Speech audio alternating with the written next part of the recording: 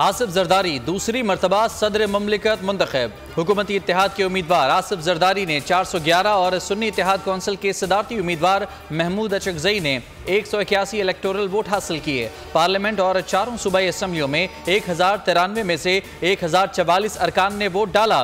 सिंध, पंजाब और बलूचिस्तान असम्बली में आसिफ जरदारी और खैबर पख्तूनख्वा असम्बली में महमूद अचकजई ने मैदान मारा।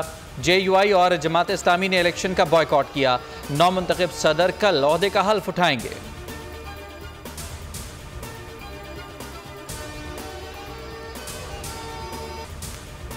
कायद मुस्लिम लीग नून नवाज शरीफ का सदर आसिफ अली जरदारी से राब्ता, दूसरी बार सदर मुंतखब होने पर मुबारकबाद दी।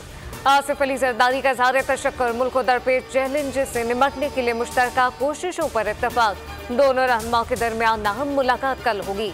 वज़ीर आज़म शहबाज शरीफ की जरदारी हाउस आमद, नामुंतखब सदर को मुबारकबाद। कहा आसिफ अली जरदारी वफाक की मजबूती की अलामत होंगे।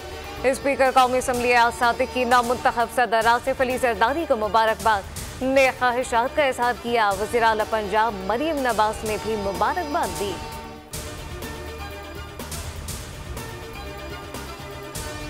आसिफ जरदारी के सदर मुंतखब होने पर पार्लियामेंट के अंदर और बाहर भरपूर जश्न, जियाले खुशी से निहाल। पीपल्स पार्टी के मरकजी सेक्रेटेरिएट में भी जश्न का समा, आतिशबाजी का शानदार मुजाहिरा, कारकुनान के ढोल की थाप पर भंगड़े, जिए भुट्टो के नारे।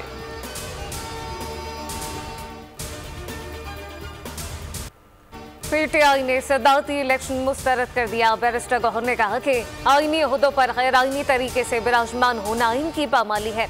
आसिफ जरदारी की जीत जमहूरियत के लिए अच्छा शगुन नहीं होगा। उमर अयूब बोले, कौम 47 वाले लोग ऐबान में बैठे हैं, माशी हालात ठीक ना हुए तो मायूसी फैलेगी।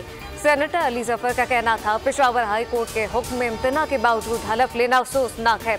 मखसूस नशिस्तों के फैसले तक ये इलेक्शन मुतनाज़ तस्वुर किए जाएंगे।